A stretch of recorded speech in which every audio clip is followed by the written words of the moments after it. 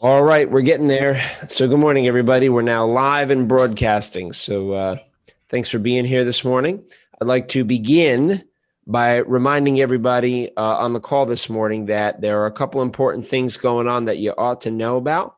The first and foremost is that the company is still doing for the until the end of July the $49 IBA. So, what that means is that if you have a prospective recruit, someone that would like to come and check out the business and see if it's a good opportunity and a good fit for them, what we should be doing is aiming to invite them to one of the many presentations that we do throughout the week, and allow the system to work for you. If they decide to come on board, then instead of the normal 99 and 25 per month, it will be 49, half cost for the IBA. So they're running that until the end of July right now. And the company, in case you haven't heard, is really pushing momentum for everybody to, build a big base shop and build that big base shop with licensed people. So they're putting a lot of emphasis on licensing growth from a life insurance and an investment standpoint. So with that in mind, they're going to be putting a lot of the incentives for the different trips and events and things going on right now. They're going to be putting them upon getting people licensed and active out there. Furthermore, what I want to remind everybody about is that when people come on board, making sure to help them utilize the Fast Start bonus, utilize the bonuses that are in place for getting people, through their licensing classes quickly onto the GroupMe and downloading the Primerica app, and making sure to add into that, or to add with that the at least one recruit and $1,000 in annual life insurance production to help them qualify for that full bonus. And also using any non-licensed products that are available in their state or wherever that person lives. So a lot of great things going on as far as from a perspective of helping a brand new person. And, I know when Dad started, I know when I started here, that there really weren't as many bonus programs like that for the brand newest person. It was pretty much like, just go and get your license, So we're in a really beautiful position that they're doing everything they can to make the opportunity for the brand newest person that much better and that much, more attractive and easier to become very quickly profitable. So this morning's training, and actually one other thing before we dive into that on July 31st, so 2 weeks from today, everybody, 2 weeks from today, we're going to be having our very first, since the pandemic started, in-person Fast Start School. And if you've never been to a Fast Start School, what that is that's, a lot of people together, a big quarterly event that we used to do every quarter of an hour coming back. And it's a combination of training, recognition, and promotions, meaning people who've been promoted getting recognized for that, as well as a little bit of motivation. And this one's going to be held in Teaneck, New Jersey at the Glen Point Marriott Hotel. Make sure that you either get a ticket for yourself or bring $10 cash the day of to get a seat. Again, the $10 is not something that we profit from. It's simply to help offset the cost of the room that our hosts have. And in addition to that, if it is your first Fast Start School, your ticket is on us. But what I would strongly recommend is, number one, making sure you place that event in your calendar, the 31st from 9 a.m. to 4 p.m. Second thing is show up early. Okay, it's important to get a good seat. We can't really save seats and stuff. We can to a limited way, but it's better to get there early. Number three, make sure you bring a pen and a pad to take some notes, because there are going to be some people that unfortunately won't be able to attend. And our role as leaders is to take notes and bring back information for those for the conference call that we're going to be hosting the next day, to make sure that we bring back the nuggets, the highlights, and the key takeaways so that everybody, even if they couldn't attend, can benefit from this event. So, we'll be posting that information a little bit more as we get closer. Make sure that you put that time in your calendar, and please, make sure you attend the event. It's going to be a great one. and you'll get an opportunity to see how we do with recognition, licensing, and so on. So with that in mind, I'd like to kick off the formal training portion by asking Dad to come up and share a few words with us. So Dad, if you want to introduce our topic today and take it from here, all right? Okay, so what we're going to do is we're going to talk about prospecting. And it is arguably the most important skill that we have to learn. And most of us have that skill inherently because we all talk to people all the time. And so what we have to do is just hone that skill. So we've got a couple of people who are going to come in and tell us a little bit about their perspective, but I want to kind of give you an overview of it. Let me see here, share this. I have to view 1 second. I just got to straighten something out before I put it up here. Me and technology, you know, really great together. All right, so prospecting. Now, what I'm going to do is I'm going to talk about prospecting, kind of the mentals of it, as opposed to a couple of people are going to get into actually the how-tos, okay, the nuts and the bolts, the fundamentals of it, okay. But first of all, I think, you know, you got to do everything with the right mindset, and I don't think that I know that. And what what we've got is the reality in pretty much life, but certainly in this business, is the only thing you can control is your attitude and your activity. That's it. Okay. You can't control other people. You can't control other people's reactions. You can't control other people's actions. All you can control is your attitude and your activity. So if we're going to apply that to prospecting, and prospecting is actually, let's see what this says. Wait, exclusive. Okay. One of the 7 fundamentals that we have to master to become great in this business. And money follows greatness. Okay. You're not going to just, you know, work your butt off and not know the skill and be able to accomplish even a fraction of what you can accomplish if you really get the skill down. And it doesn't take much to get the skill down. And, you know, we're going to talk to a bunch of people. We've got a bunch of ways to prospect. There's places to prospect. There's all kinds of stuff. Okay. Specific markets to prospect to. So that's all very, where are we here? Let's see. Okay. Master prospecting. Be clear on what and who you're looking for, right? So you focus in on married homeowner, best age 25 to 35, not mandatory. You know, there are successful people all over the spectrum. You know, there are 19 people coming here are 19 years old and turn out to be, you know, multi-million-dollar earners. There are people who come in here at, you know, 50s, 60s, even later. Okay. And they're tremendously successful. Okay. But target, best age 25 to 35 kids, combined income 40,000 plus a year. This is an old slide, but still, you know, there's a whole lot of people out there who don't make a whole lot of money. Living in the area a couple of years. Okay. So these are some things that you have to understand, that it leads to appointments, recruits, sales, income, and ultimately success.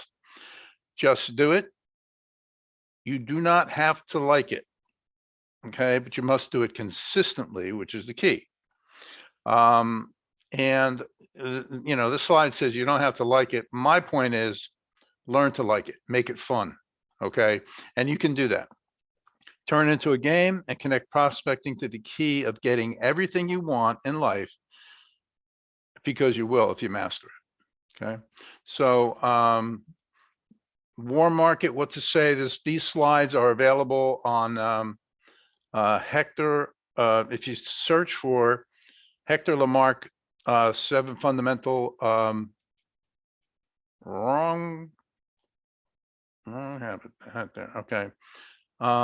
If you search for Hector Lamarck and 7 fundamentals, you'll find this slide presentation. And I don't want to get into it any more than that. So, how do I get out of this? Hit the escape button, Dad. Yeah, that'll work. Thank you. Hit the escape hatch, huh? Okay. So, attitude and activity. Your attitude's got to be right. And let's, talk about activity, okay? You're talking to people. You like to talk to people. We all have to talk to people, get to like it, make it fun. And it's just a matter of giving information and getting information, expressing your opinion. That's what people like to talk about. Okay. That's why, the main reason people talk to people. And then what makes people talk to you? Give information, get information, express your opinion. Okay. There's the acronym FORM, which is the guide for creating a conversation. It stands for family, occupation, recreation, and then money. And there's a couple of other words that go with that. Okay. Now, we have a profit motive, obviously, when we're talking to people, but we also have a bigger help motive. All right. We have information that can help people in their financial world. Okay. And you have to really lean on that when you're talking to someone, because it may not be, it is never just a good thing to work for money. You do that in your job, maybe that kind of thing, go punch in, punch out mentality and stuff like that. But in this business, you have to have kind of a bigger calling to motivate you to do more. Okay. It is not all of, it's not an easy thing to do. Okay. So what you got to do is you have to lean on that help motive. We have the information that pretty much everybody needs. Okay. Small conversations leading to bigger conversations, leading to bigger conversations. That's just the way that it goes. We'll get into some of the how to contact stuff, but it's just a process. Okay. You're never just going to meet somebody and dump, Primerica on them, because Primerica weighs, 4,000 pounds and you're going to crush them mentally. So it's little conversations, get them to a presentation, show them a video, all the stuff that we use. Okay. And grow in the knowledge of prospecting, become an expert. Okay. So those are all the mentals of it. Okay. On the attitude side. And then the activity side is very simple. Increase your activity. If you're talking to one person, they do too. I understand most people are part-time. You don't have time to talk to 10 people a day necessarily. You could, but that's not where this business is at. Okay. Unless you're full-time and you want to go crazy with it and get it going fast, you can do that. But whatever activity you're doing now, just increase it. Okay. So that's kind of the overview, Anthony, of what I wanted to do as far as telling everybody about prospecting. Okay. And then the only other thing is, the points of prospecting. Okay. Okay. So just want to hit these real quick. I will share again. Okay. So we've got warm natural market, the best. Referrals, kind of also the best. And beneficiary contact system, we'll get specifically into that sometime. We won't right now. Events that you go to, that you can participate in, that you can speak at, seminars that we put on. Okay, these are all points of prospecting, places where you can prospect. Networking in general, social media, texting, email, and of course, using the telephone. So we have a lot at our disposal, and you just have to pick out some things that work best for you or that you're most comfortable with. But I can assure you, if you put what it's called put yourself in traffic, if you start talking to people, you'll see the need that's out there for us and our information. And the more that you do it, the better you get at it, and the more confident you're going to get. So I'm done. Let me do this. Way to transition from one thing to the next. Absolutely smooth. I'm a smooth person. That's it. Yeah. You don't even have to be that to be reasonably successful in this business. So what I'd like to do is one person that actually I spend a lot of time with, and we talk about stuff, and John DeCorso has been in the sales business like forever, and has successfully built businesses in a couple of areas, all through sales. And what I did is I asked John to come on this morning and just kind of give us his thoughts on prospecting. And again, knowing that the only way you're gonna that you can only prospect your way to greatness, okay, and be skilled about it and be organized about it, and John very much is. So John, take it away. I will. By the way, right? By the way, It's our favorite phrase. When Marty asked me to talk, I right away I thought of cold market, because I worked the cold market a lot. And I think we're all exposed to that all the time. I mean, when you're talking to somebody on the phone who calls you, or you need customer service help, when you bump into somebody in the store, to me, that's the cold market. Okay. And I think the key is, number one, the bad news is what I have to say, it's nothing new. The good news is all stuff that Marty and Anthony has been training us over the last few months. Keep it simple. I mean, it's simple as that. My idea is I make a friend. I see somebody with a New York Giant hat on, and I start a conversation. I see I speak to somebody in a service on the phone. I start a conversation. Somebody's doing a repair, and I get to talk about them. What do you do, or what do you like about the product, or what do you like about the Giants or Jets? And I start having to talk about whatever. Use their name. To me, I'm gone hold about using your name. What's your name? You know, my name is John. And you start a conversation, and then I transition that in. By the way, now for the ones that are new, I would say a friend of mine is expanding in the area, and you seem like a really nice person with really good people skills.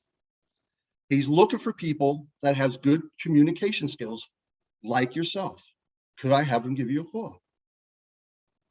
That's it. You get the name and number. And if you're new, you follow up, you give it to Anthony, you give it to Marty, or whoever your upline is. Now, as you can see, I don't have a silver tongue, but I believe in what I'm doing is good and right for people, and I'm coachable. And you just got to talk to enough people, believe in what you're doing, keep it as simple by saying, by the way, I have a friend of mine who's expanding in the area. Don't judge anybody, because you never know. And I'll give you a perfect example. I never forgot. I had this appointment in Morristown. And again, I talked to everybody. I walked in the door with the guy, and we were walking up the stairs together. So we had a conversation, not knowing that was the guy that I had the appointment with. So you never know. You don't judge.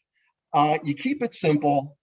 When I walk into business, a business, for whatever reason I'm walking in, I always ask if they have business cards. And they said, well, what do you want business cards for? I said, well, you know, some people collect coins and stamps. I happen to collect business cards. They might think I'm a nutcase, but that's all right. So I get the cards, and then I give them a call. And I say, you know, I'll give them a call, and I said that, you know, you were referred to me by somebody that said that you're a really sharp guy, really good communication skills. And then I just explained a little bit about what we do. If you're new, and they ask, well, what's it all about? I would say, I really don't know. I just know that they educate people on how money works. They show people how they can reduce debt to free up money to save. What's your name and number? And I'll have, you know, Anthony give you a call or Marty give you a call. Keeping it just keeping it simple as that. Nothing more. And have fun with it, because you meet a whole bunch of nice folks out there. I'll tell you that. Nice people. That's a fact. That's a You fact. meet all kinds of people. I know. If you know what I have found, and just what you're talking about, John, is that pretty much everybody's the same. I mean, you know, we've all got the same fears. We've all got the same, you know, aspirations and stuff like that. And I don't care how much money you make or how little money you make. If you get into a conversation with somebody and you treat them with respect, and you don't talk down to them, you make inroads in absolutely having a conversation and a further conversation and further conversation. That's what I was talking about, where I said little small conversations lead to other conversations, because you don't want to like dump a whole lot of stuff on them. And if you're brand new, you do want a third party it. Hey, you know, I got a friend of mine told me look out for some sharp people. You know, I see you know, you seem like a pretty sharp person.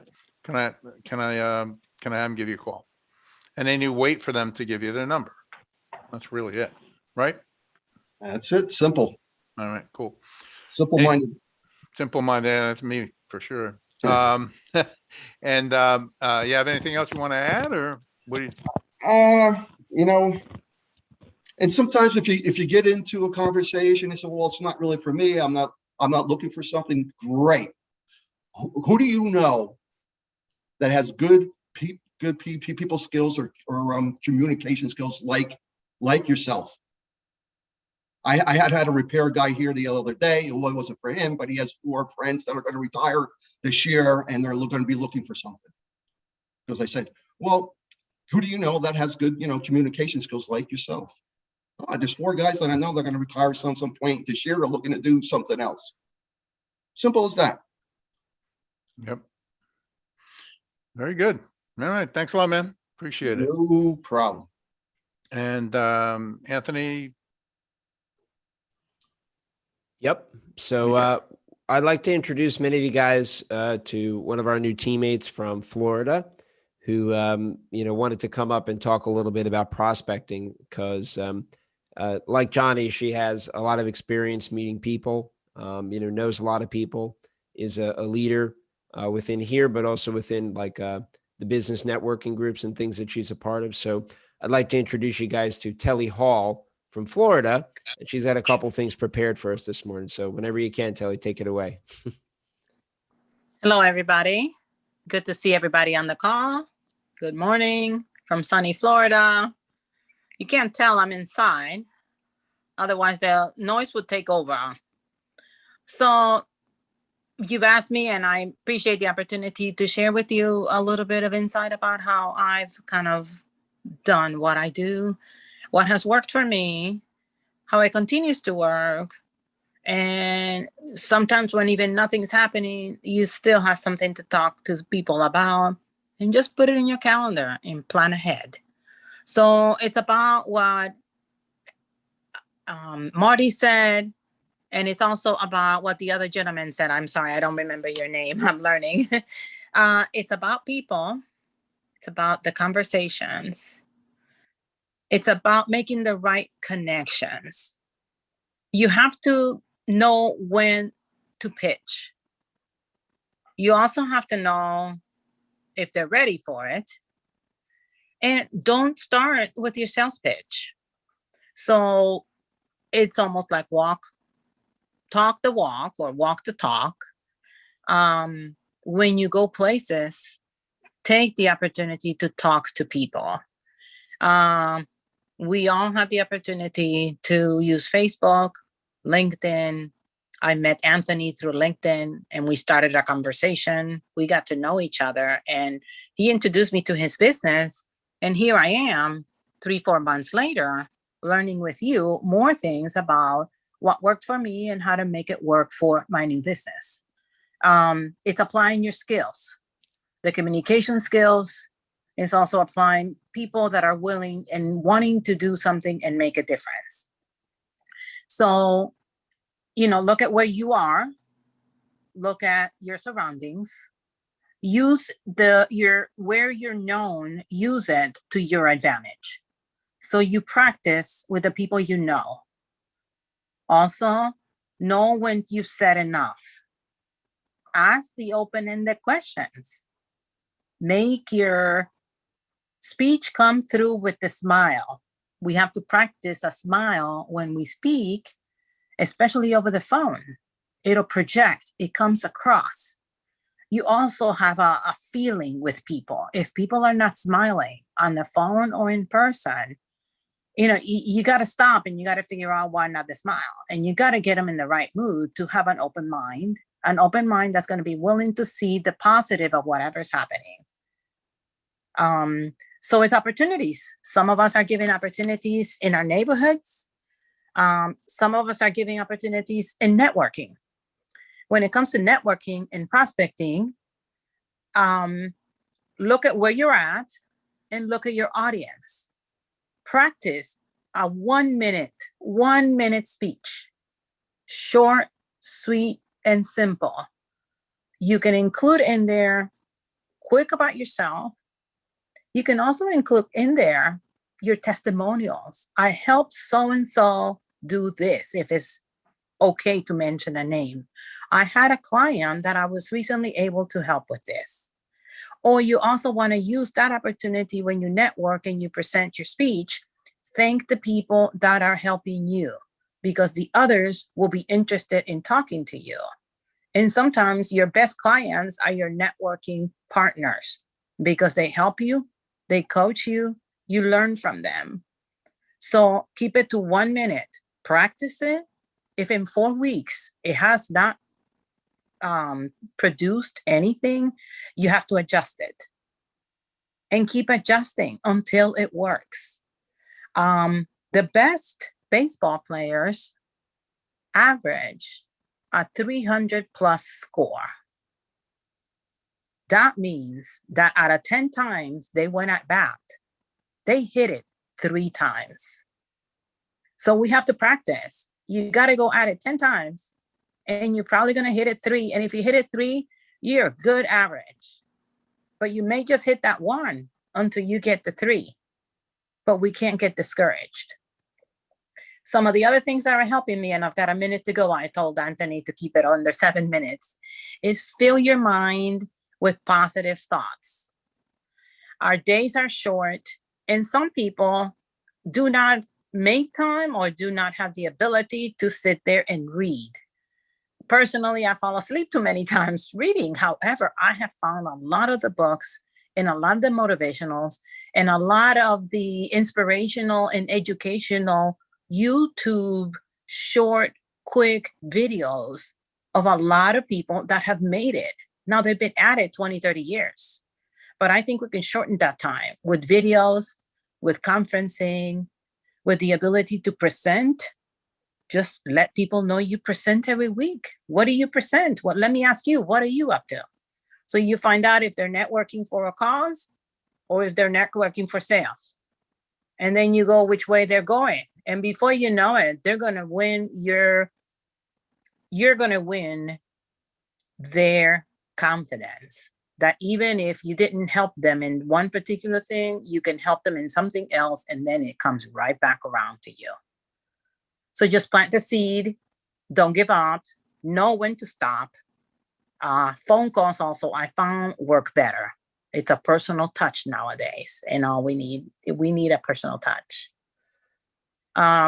You also, if you don't have anything to talk about, personally, I went to the PowerPoint presentations. I filled it with things that I have done through 20 years that have gotten me to where I am, which has been community service. And take pictures of what you do. It's part of what has gotten you there, and you're using your skills in many ways.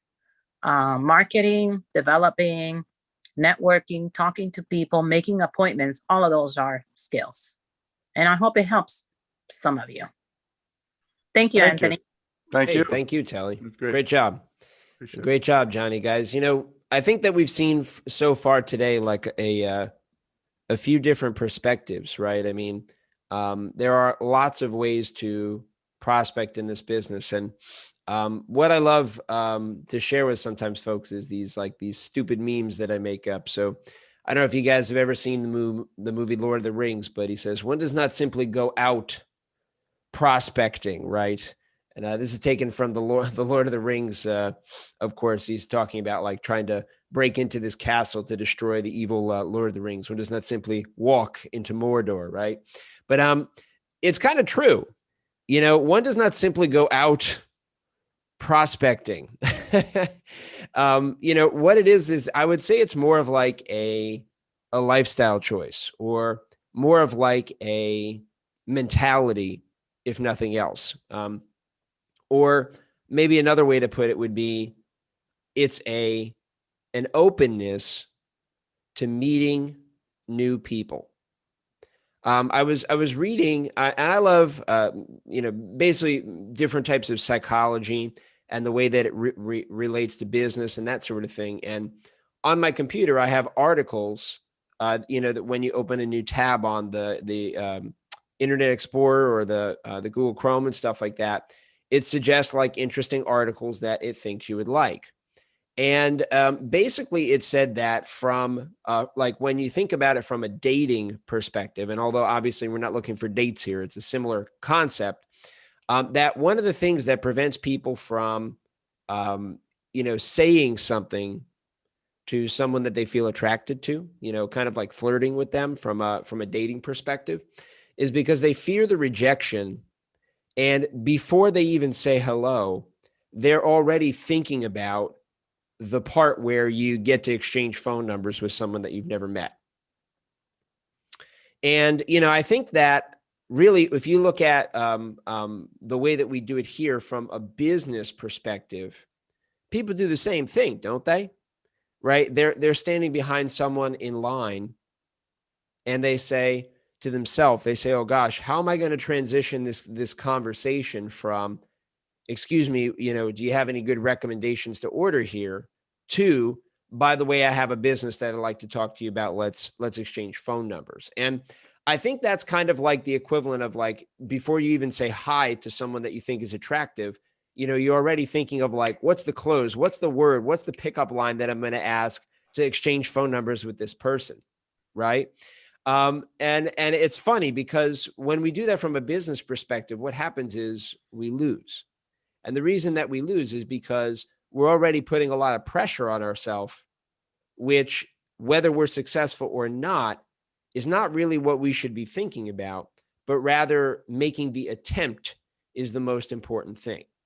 So, for example, rather than thinking about how you're going to take this conversation and lead it in a direction where you're going to ask a person, you know, would it be okay if we exchange phone numbers or whatever? You should really just be focused on saying hello. What's a creative way to say hello? And Johnny mentioned a couple, you know, Telly mentioned a couple, you know, maybe you see something, a pin that they're wearing about a charitable cause that they belong to, or maybe you see a team that you, you know, that you both have an affinity towards. You know, in my world, it's very easy for me to you know, talk to other like Subaru owners, because that's something I'm passionate about. But then one of the next questions is, what do you do for a living, by the way? You know, so there's always these key transitions. And I don't know if you've ever been in a position, you know, where you have this awareness and you feel like you're being prospected. Someone's asking you a lot more questions than someone normally would. Right. But you can't even help yourself. Right. I was at the gym a couple weeks ago, and there's a person there that I felt like something was going on. Like they were asking me questions. They were like, like they were being very, very, what's the word? Like very, very not shy. Right. And they were like, oh, have you ever tried doing it this way? Like, a chest press sort of thing. And I was like, no, not really. And then before he could even blink, I said, by the way, are you from the area? He says, oh yeah. And then I said, by the way, what do you do for a living? And I'm trying to kind of to skip ahead in this conversation a little bit, because I feel like he's about to ask me, what I do for a living or something like that. But, what most people do, right, when you ask them what they do is they answer. And even I found myself answering the questions because someone was asking about me. And what's everybody's favorite subject to talk about? It's themselves. So the easiest thing that we could do as prospectors when we're out there, in the world, when we're at the gym, when we're at the store, when we're in Home Depot and we see someone that we haven't run into in a while, or when we're, maybe even when we're on an appointment, or when we're making a phone call to make an appointment, asking people what they do if you don't know is a great way to learn more about them and their personality. Okay. But I think that Johnny put it just in the chat right here. Prospecting isn't a sometimes thing. It's an all the time thing. And the reason that it's an all the time thing is because it's not like you have a hat that you wear that says, I'm prospecting, I'm not prospecting. Prospecting, not prospecting. You take it off and on. Or like I'm on duty, off duty, on duty, off duty, right? It's the kind of thing that when opportunities present themselves, if you have an awareness, okay, then you're able to pick up on those things that normally people would just walk by and not realize that it's an opportunity. Go ahead. Yeah, the terminology for that is called a prompting. You get a thought and you say, wow, pretty sharp person. I really think I should talk to them. And if you get that prompting, don't ignore it. Give it an attempt, because what happens is if you don't, for a long time afterwards, you're going to be kicking yourself in the butt that you didn't do it. And again, that slips you back into the negative mode. So never ignore a prompting. Act on it. Take advantage of it. Thank you. You got it. So the other thing is that when we're out there and we have a prospecting mentality, what's going to happen is sometimes it's kind of like when you're out there fishing. If you throw enough casts, eventually a fish will randomly jump in your boat, right? If you're out there on the water enough, right, it'll be bound to happen. But the thing that I would say is that most people in the beginning, the mistake that they make is that they think, or they confuse this business, prospecting for products and services versus prospecting for the opportunity. So allow me to demonstrate what I mean. Okay. Now, Brian Carter often calls this fishing with two hooks. Okay. We are at the same time talking about the products and the services as the same time as the opportunity, and sometimes going from one to the other or oscillating between the two. But the question that you need to ask yourself is, which company are you in? Okay. And this goes along with prospecting, because what we should be doing all the time is prospecting for recruiting, because recruiting is the easiest way to build an agency and a client base at the same time. But if you are only prospecting for clients, then what's going to happen is that's all that you will get. And that's not a bad thing if that's your game plan. But keep in mind that one begets the other when you start with recruiting. It's a very easy conversation for you to ask a person if they'd be interested to hear about an opportunity. You sit down, you talk with them, and if they're in a qualified market, even if they don't have an interest in the business, there might be an opportunity for products and services and a financial needs analysis there to help them. However, if you start with the other way around, generally it's a different conversation, especially when you're dealing in a cold market. If you're in a warm or a lukewarm market or referral market, it's kind of a circle, right?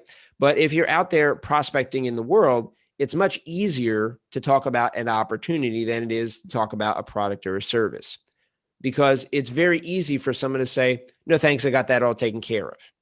But people are more interested to hear about a way to make more income, aren't they? So with that in mind, what we have to do is lead with the thing that makes the most sense. But here's what I mean by which company are you in? Okay. In Primerica Financial Services does life, investments, debt management, prepaid legal services, long-term care, auto and home insurance, college plans, home automation, variable annuities, fixed and index annuities, buffered annuities, managed accounts, mortgages, identity theft, right? Or are you in Primerica, which is different because when you're in Primerica, what you're prospecting daily for are guests or people to invite to an opportunity meeting or a one-on-one presentation or a sit and talk on a Zoom with someone.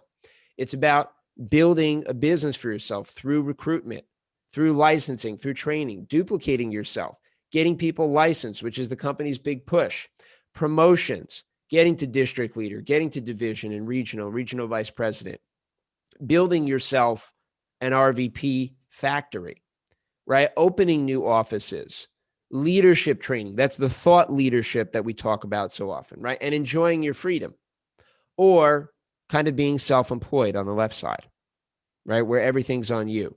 Now, you have to stay in business until you build a business. And that means becoming good at the things on the left, but only as a means to an end, right? You don't want to be trapped in that self-employed quadrant that Robert Kiyosaki talks about when all of the work is done by you.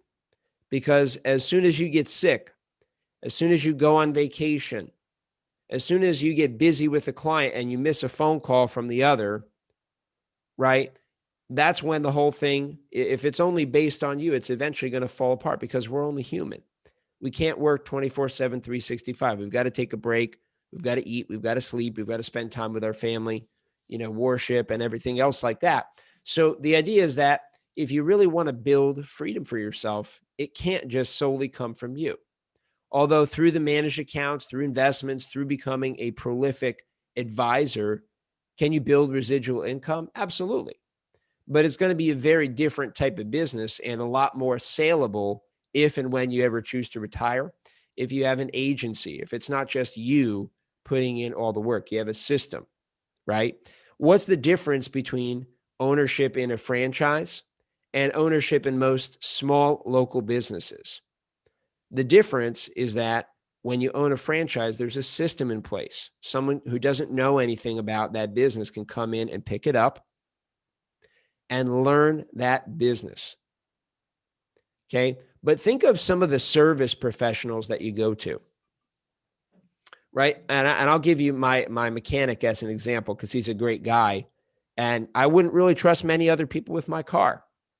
There have been a lot of opportunities where this guy probably could have sold me a bill of goods, but he's been a very fair, honest, and trustworthy person. And I love that.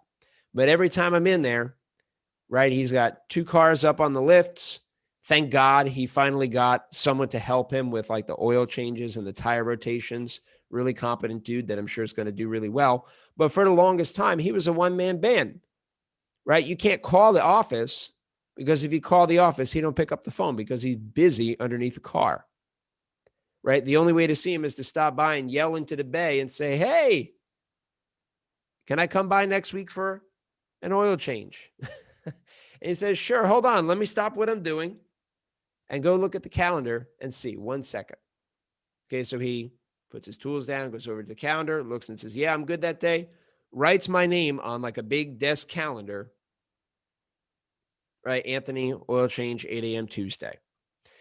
Do you want your business in Primerica to be the same way, where you have to physically stop working, right, to have a customer get their service or get their products from you? No, right? If you systematize your business, right, what can happen is, number one, you can build a business that all the activity doesn't have to come from you. Okay. If you have a capable team, you have someone that's got a training appointment and you're supposed to be out doing a different appointment, you can send someone there, right? And you know that they're going to do a good job. Okay. Number two, okay, in this business, when you talk about the recruiting aspect of it, again, you lead with a recruit and settle with a happy client. Okay, that's the focus. that we have to have. And lastly, it's also about a belief. Okay, there's a lot of people that I've met in the world that say to themselves, well, I could never see myself in sales. I could never see myself in sales. And what that communicates to me is that they've never really found anything that they felt they could believe in. Isn't that true? Right? If you believe that, in this, this is a pen, of course, but in this injectable drug that you have the cure for all types of cancer, it doesn't matter how many rejections you face. If you see it and you believe in it, you'll feel strongly about it, and you'll do things that make you uncomfortable to get the message out to people. Okay. But if you think that it might not be the cure for cancer, you'll be more timid. You'll attempt less. You will be less bold in your attempts. Right. And the thing that you got to keep in mind is that we have to build belief in ourselves. We build belief in ourselves through training like this, through working with someone that's already experienced in the business. Okay. And also by, in our trainers' cases, in the new recruits case, showing them results as quickly as we can. That includes things like passing their licensing exams, helping them get a bonus, helping them use the non-licensed products to create an income for themselves. Okay. But the question is, do you believe in what we do? If the answer is no, you're going to have a tough time. But if the answer is maybe, take some time to educate yourself, either working with myself or Dad or whatever other leaders or online. Find someone that you have something in common with, that you can believe the message that they're sharing, because the message doesn't necessarily change. What changes is the messenger. Okay. And the way that they present the information. The other thing is that you've got to work on you, how you communicate, how you share information with other people. That's part of prospecting. If you're a good communicator, you will have a much easier time sharing the information with people. And at least personally, I feel like we all need to learn marketing. Okay. It takes time, but on top of that, what we all have to consider is that adding in hard work will make that time go shorter. It will elapse that time frame more quickly, very similar to the way that you pay a mortgage, twice a month, and it will reduce the number of years, right, that it takes to get that mortgage paid off. In the business here, the harder that you work on the front side, the quicker that you can start reaping the benefits. Okay. And the other thing is, if you have enough prospecting activity, you can offset almost any challenge in this business or any difficulty that you're facing.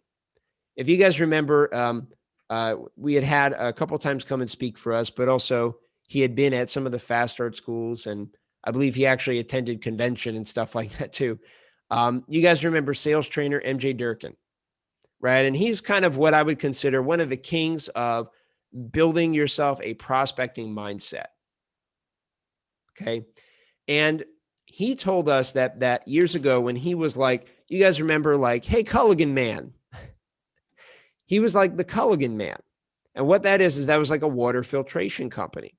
He owned a Culligan man, area kind of thing. And what he said was that years ago when he started in the Culligan water treatment business, water softener or whatever it is, he was like the worst closer. But what he became was a really good prospector and appointment setter.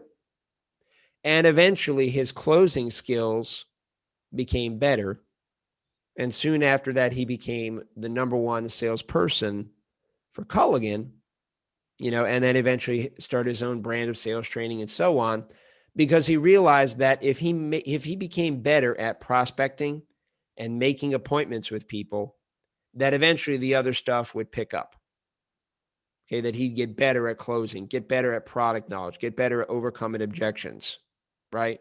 But if you don't get on those appointments in the first place, those things can't improve, right? The only reason that maybe Dad or I might be a really strong field trainer is because we've been on a bunch of them. And I can't tell you how many I've messed up, even as a skilled person. There's some that I look back and say, like, damn, why did I say that, right? But there's some things that with skill and with patience and with practice, you can overcome, any challenges and things, but you get there by having more prospecting activity. The other thing is that most people in this business, we don't take the same traditional risks that you do when you start a business here. Okay. And I think that that's maybe a little understated. It's one of those things where the barrier to entry in this company is pretty low. If you have any decent credit score, you could afford to be in Primerica for 20 minutes. You can sign an IBA, go to licensing school. It costs like $100, all said and done, really, right? And even when the company's not running a $49 IBA special.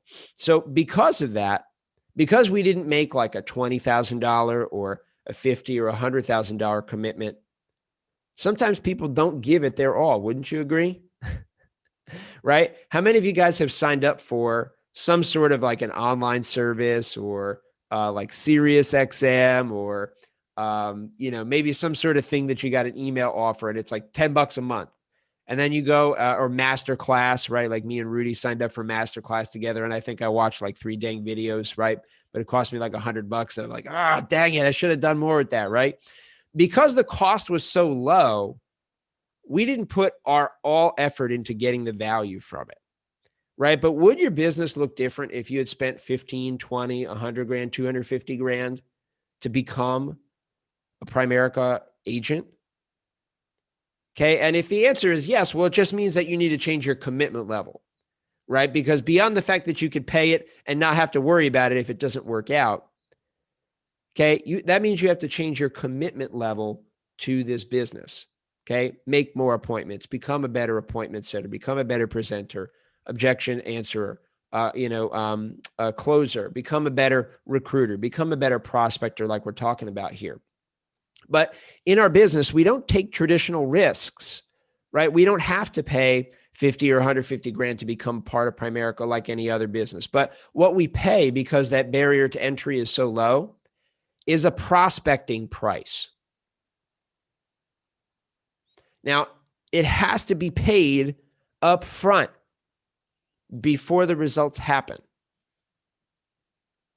Okay, it's I'll call it, for lack of a better term, a hidden cost. Okay, if we don't prospect, can we get on any appointments? If we don't go on any appointments, how successful is our business going to be? But what you'll find is that when you go on 5 to 10 appointments in your first couple of weeks here, you learn the business pretty quick. Okay. Even if those appointments aren't qualified appointments, which they should be. Okay. Because when you share information like this with qualified people, it's statistics, it's numbers. You can't beat them. Okay. You show it to 8 people. 5 of them will want a financial needs analysis done. Out of the 5 that you do an FNA for, 3 of them will become clients, and you'll have, one recruit from that. But if you didn't go on 8 qualified appointments, how many life insurance transactions or FNAs are you going to do? How many recruits are you going to have? You can't be a secret agent. Okay. Your agent solution code is not 007. Okay. And it's not all numbers unless you're an OG like Dad, right?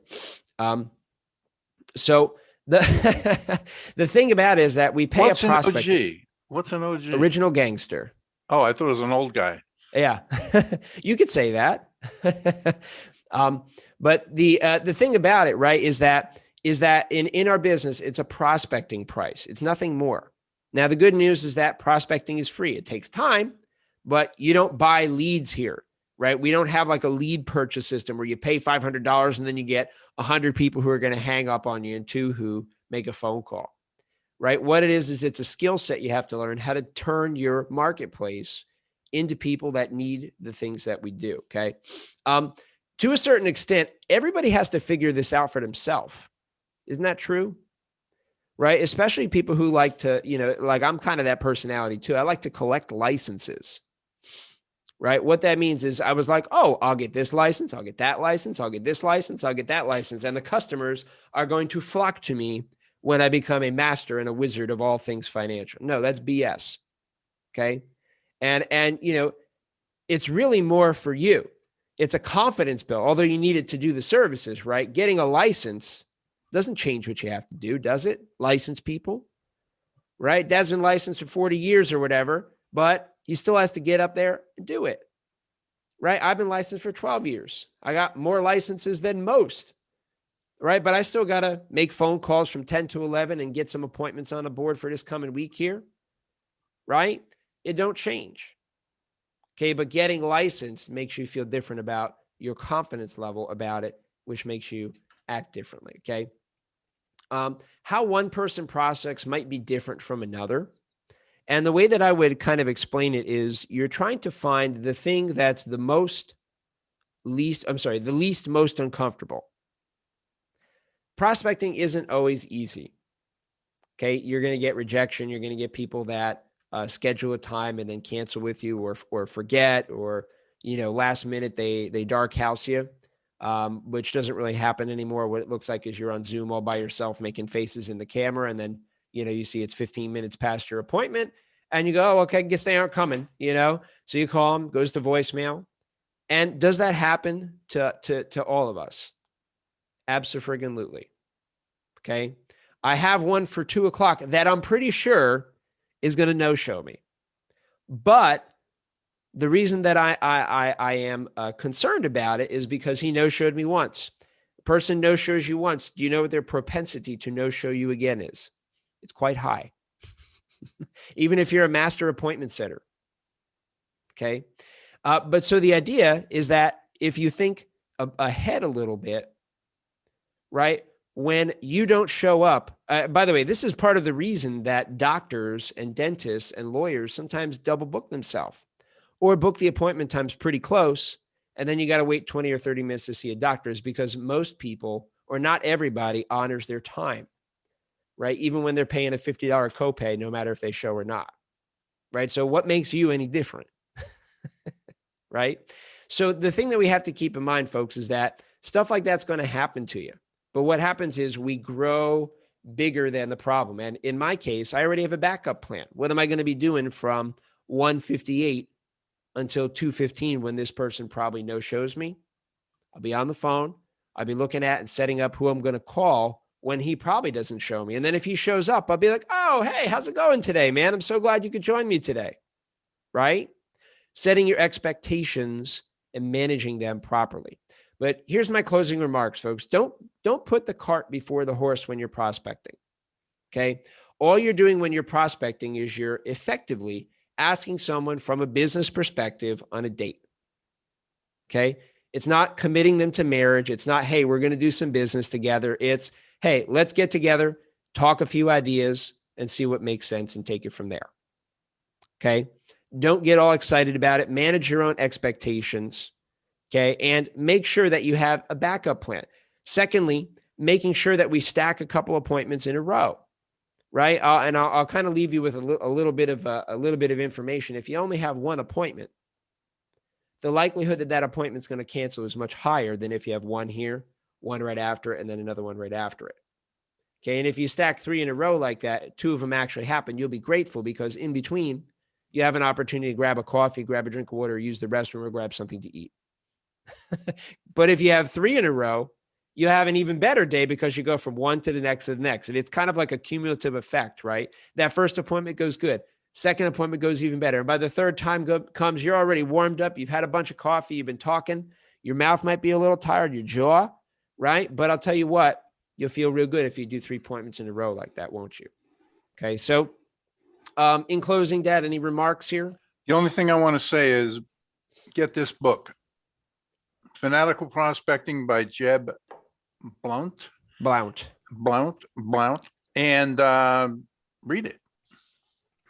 And it will, it's got the mindset, it's got the activity, it's got the verbiage, it's got everything.